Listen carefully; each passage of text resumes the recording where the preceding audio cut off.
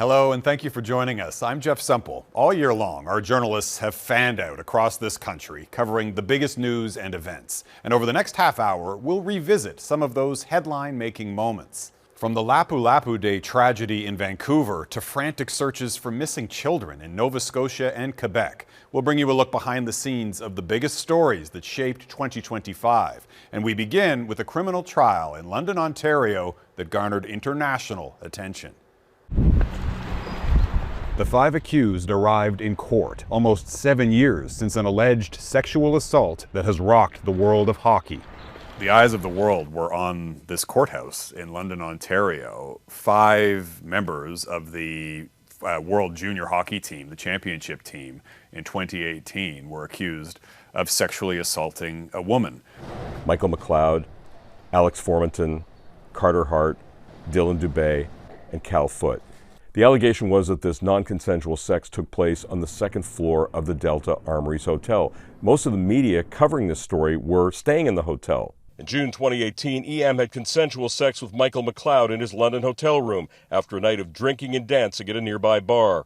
I think hockey and hockey culture was in some ways on trial. My family, I'm sure like many other families in Canada, watch the World Junior Championships every year. And then to see them, what they're accused of years later, I think was surprising for everyone. It really sort of shook Canada to its core, and the idea that people who wear the maple leaf on their chest are sort of our automatic heroes. I'm actually a hockey mom, so I talk about hockey a lot in my own personal life, and I think that for families, this brought up a lot of questions. People were talking about an overhaul of the culture, of conduct, of behavior, in the locker rooms. So I grew up in small town Ontario playing hockey. That conversation was happening in hockey dressing rooms, including my own, men's league that I play in, where we were coming and strapping up the skates in the morning, and the guys in the hockey dressing room were talking about this case and really having almost their own debate about whether they believed that consent had been achieved in this case. It was definitely a trial of twists and turns. It was definitely one that if you were following along from day one, there was no shortage of information that was coming out there to keep you engaged. I went to university in London, so I'm familiar with the city and the area, and even the bar, Jack's, that was central to the case. It was key for me to get shots of these defendants every day. Obviously, these people don't normally want to be in front of the camera for this reason. As a camera operator, I've covered a lot of court trials, and this one was a little odd because there was a mistrial so early on. The 5 defendants, members of Canada's 2018 World Junior Hockey team, arrived in court to learn their sexual assault case is starting over. So we've only heard a couple hours of testimony, and then the court breaks for lunch. Well, during that lunch break, the jurors went for lunch at a food court and happened to be in the same line as some of the defense lawyers. Thank you very much for your attention and your service, although it was brief. And with that, the proceedings were tossed out and the case begins again. Just hours into this criminal trial, it was over. They had to throw out the jury and essentially start again with a new jury. For the second time, Judge Maria Caracia dismissed the jury at the Team Canada World Juniors sex assault trial. Some jurors thought some of the defense lawyers were not being respectful to them. It was a very unique situation. We had not one jury, but 2 juries, and in the end, it wasn't the jury that decided the fate of the 5 men, it was a judge alone. Break the silence and the violence. A sexual assault trial, you will hear disturbing details, and I think the 9 days that the complainant spent on the stand and the questioning that she faced both from Crown prosecutors and defense, and hearing for the first time these accusations in detail. Great culture has got to go! When the complainant took the stand, readership was very high. Those were the most read stories on our website. If it was me, I would want people to come out and support. This one complainant going up against 5 accused and their significant legal teams. Felt a little bit at times like David versus Goliath. What struck me about the trial, too, was just how many people would come up to me and ask me questions about it, especially when they found out that I was in the courtroom. People you'd run into on the street knew a lot of the detail because they were paying attention. So on the night before the verdict, I booked a group of tables for our global news team at a downtown London restaurant. And lo and behold, who was at one of the tables near us? The judge who was going to decide the fate of those 5 hockey players, Ontario Superior Court Justice Maria Caracia. I was the last one to get a seat in that courtroom, and I was lined up pretty early in the morning. Even before the decision was delivered, activists, advocates, and supporters of EM were here. Super hot day, and everyone's outside, and just the emotions and the tension in the air, and everybody was anxious and anticipating this ruling. Beyond a reasonable doubt is a pretty high bar to achieve in a sexual assault case. And the judge deciding the case has found the men not guilty on all charges. I remember there being kind of an audible gasp in the overflow room from the supporters of survivors of sexual assault. They were hoping that obviously that these players were to be found guilty, which they were not. And yes, when the ruling came down, for many of them, it was crushing. When a person summons the courage to disclose their story, the worst possible outcome is to feel disbelieved. Justice Caracia's carefully reasoned decision represents a resounding vindication for Mr. McLeod and for his co-defendants. And in this case, the hockey players were acquitted.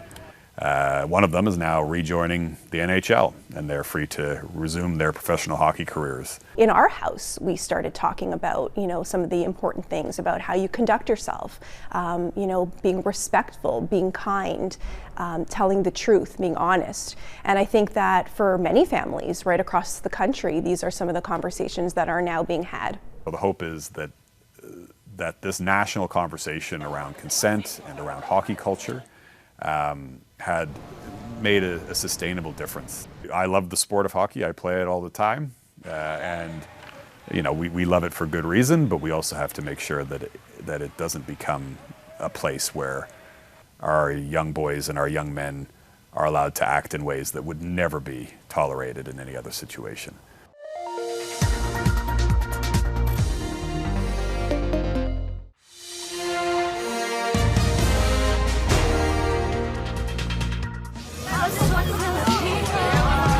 I remember just leaving thinking, man, what a fantastic day that was. I called my mom, who lives in Victoria, who's from the Philippines, and I was just telling her what an amazing festival this had been. I actually decided to reach out to friends to come down and meet me for lunch, because I was saying, yeah, you got to have some Filipino food and kind of soak it all in. Within an hour, my phone just started exploding, and people just reaching out. It was kind of surreal. I got a couple of messages from some police sources of mine just saying, have you heard what happened? I called Jason Pierce because I knew he had been at Lapu Lapu that day, and I was just concerned that he was still there. Somebody sent me this video. There's going to be many people dead, and I was absolutely shocked by what I saw. Emergency has been dispatched. Ambulance has been dispatched, 911 has been called. I was not working on Saturday night. I got a call from the newsroom that something had just happened. I got a call saying that something happened at the Lapu Lapu festival. So a hit and run of a car, black SUV. We just sat on the side of the road with everybody because there were so many ambulances going by the other way. There were people gathered around the scene, and you can just see the shock on their faces, and you knew right away that it was serious and you were dealing with mass casualties. Move to the side. Stay back, stay back. Help is here. I'm seeing it through my camera, and it was just still hard to listen to because it was, they were so emotional. A mass casualty event at a Vancouver festival. What was going through my mind while I was on air on the Saturday night was, don't cry, don't cry.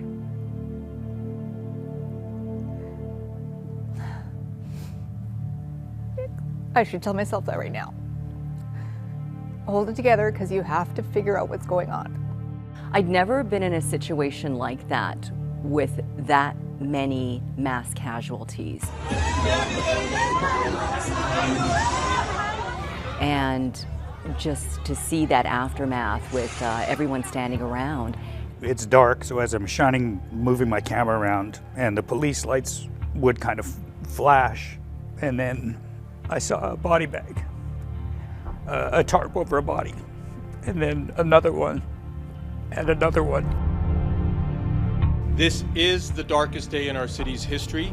I remember going back to the scene, and there was this massive memorial that had formed, and one of the young boys was there with his grandmother, and suddenly he just burst out and started crying. He told me that his mother, his father, and his sister had died. And so it was really difficult, because he was a high school kid and he lost his entire family. I took the day off, but then in taking the day off, I went to the memorial site because I felt like I needed to see where it happened, pay my respects, and I ended up meeting one of the heroes who helped to detain the suspect. Like, I just sprinted, and then eventually I got his arm, and I got a good look at the guy. I was like, what are you doing, man? Like, you can't leave. Here comes the guy, and he's on crutches. And I had seen him the day before. We were in his neighborhood when he came home from the hospital, and he had lost his wife. What's inside my heart is broken because my wife passed away behind me at the incident. To have something so evil kind of impacting them, I think that's why people had a lot of affection and love for the Filipino community, because they couldn't believe that happened to them. I have to drive by that school quite often where it happened, so I always give a thought, give a pause. But at the end of the day, I think it's really about those individuals, and you try to remember that. And I'm always amazed at the courage people have in sharing their stories with us, and it's so important that we hear from their voices.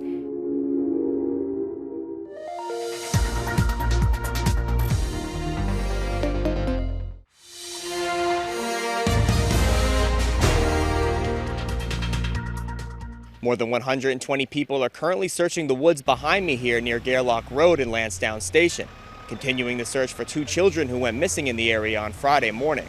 There was, well over 100 people there at that time, right off the bat the first weekend doing the searches. We are going to keep searching.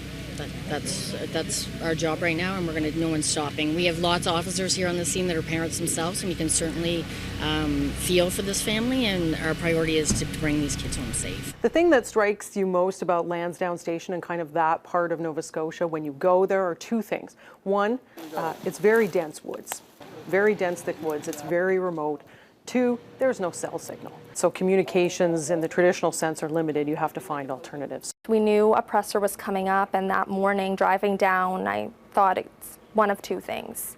They found something, which will be a huge deal, or they're calling off the search. As of today, May 7th, the active search efforts to locate Lily and Jack will be scaled back. We asked the question, what are the chances that these kids are alive? And Staff Sergeant Robert McCammon kind of gave us the first inkling that this isn't going to end how we want it to. Based on the experts and the review of the facts, the inclement weather, the time frames, and their age, the likelihood that they're alive right now is very low. It's rare, I think, to see a parent go through losing their children, and when it happens, a lot of the time they're in shock, and Daniel was no different than that. I was ahead of the helicopters and head of the drones and stuff like that, screaming as loud as I can, and just until my throat hurt, running through water that was up to my waist. And as soon as I got back, I wasn't allowed back in the woods until a man dressed in military outfit said I could go back into the woods. I felt like it was important to ask Mr. Martel if he had anything to do with the disappearance of Lily and Jack. I asked it outright. I 100% did not, and I will hold that till my last day on this planet.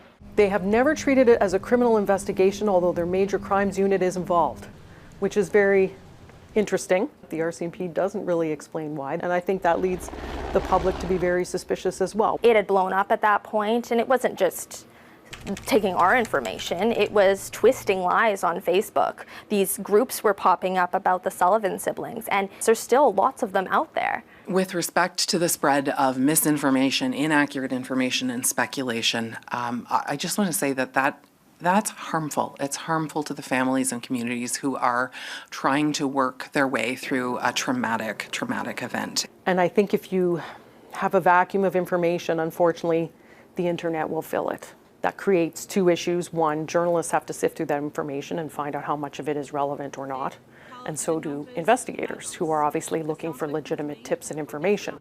I saw a community severely impacted by this disappearance. I saw people incredibly moved, even people who hadn't known them. Absolutely miserable. It's a nightmare that I wish we could just wake up from, and, you know, I wouldn't wish this on anybody. It was poignant that they just wanted Jack and Lily home. They have this hope that they're still alive, that they can come home and, like, celebrate their birthdays and give them toys and love. And they had to celebrate Jack's birthday without him. It's garnered national and international attention. I never expected, you know, in my wildest dreams, the first day going out there to cover this search for just two missing children, to see how it have grown into what it is now. I think I'm left with the same questions as everyone else in this case, like what happened to them. We know that they disappeared, but we don't know how. The assumption is that they're dead. Will we ever get answers to what happened to them?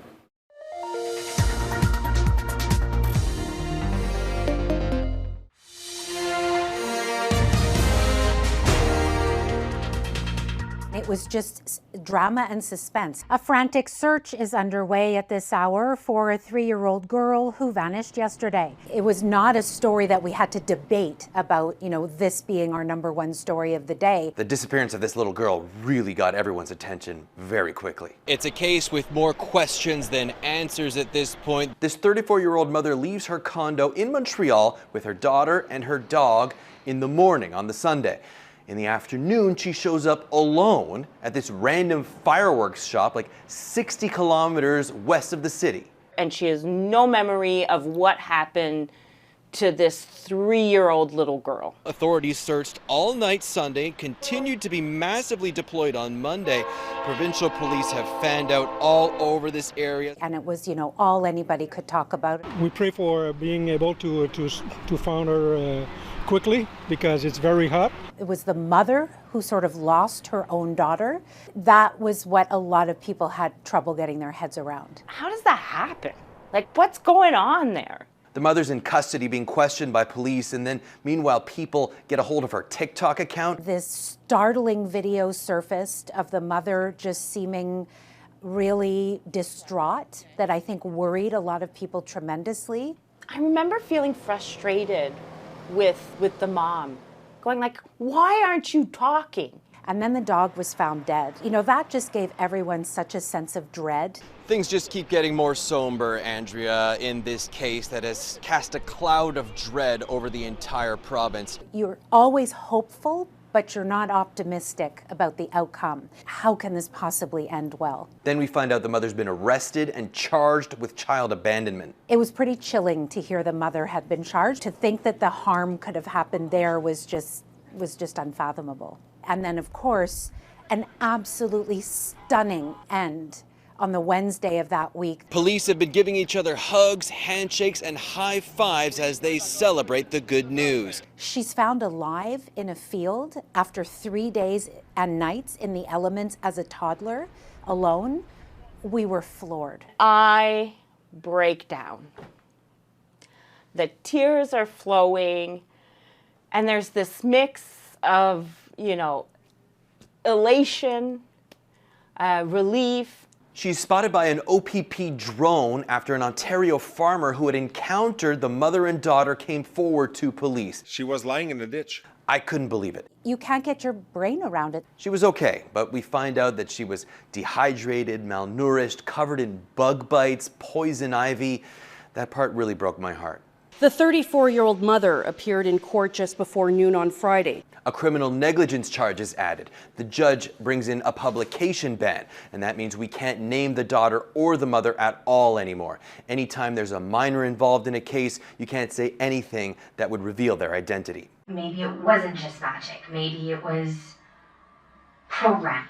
Then we start seeing this jaw-dropping evidence, including this interrogation video of the mother, and then when she takes the stand herself, it becomes clear that this is somebody who is totally disconnected from reality. Judge Bertrand Saint-Arnaud found the woman not criminally responsible for the crimes she admits to, child abandonment and criminal negligence. Experts say she did not know right from wrong in the midst of a manic episode with psychotic symptoms, likely due to a schizoaffective disorder. And the fact that the little girl somehow miraculously came through this unscathed, I think led a lot of people at that point to just say, let's hope the mother gets the help she needs. After a few months at this psychiatric institute getting medication, she started getting better. The judge said he believes the mother will eventually be able to lead a normal or at least semi-normal life. She won't be able to leave the institute until she proves she's made major progress. The girl is doing okay, living with her father now, but she still has nightmares